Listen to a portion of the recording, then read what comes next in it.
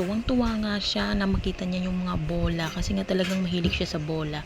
Tapos sinusuotan ko pa nga lang ng medyas, talaga yung pumiglas na para nga pumasok dyan. At nga ang problema nga niyan ay paano pag time na, tapos na ang oras na, ay talagang ayaw nang lumabas. Ilang beses ko nang itinawag, tapos pinuha na nga ng asawa ko papunta dyan sa loob kasi nga ayaw nga talagang lumabas. Expose ko nga siya dyan na marami siyang makitang mga bata.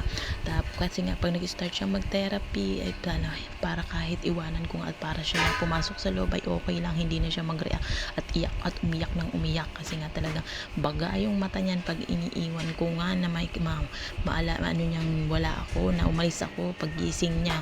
Talaga niya ang problema ko, kaya nga sinasanay ko siya dyan. Sabi ko kahit araw-araw kami pumunta dyan okay lang. At kahit nga medyo pricey yung isang oras, okay lang. At napapansin ko nga ay gusto niya nga makapaglaro at hinahawakan niya nga yung kamay ng bata. Kaya lang yung isang batang ay ayaw, tinutulak nga siya. Tapos binasalitaan ng bad words. Pero ang anak ko nga ay talagang tuwang-tuwa. Akala niya nga ay nilalaro din siya.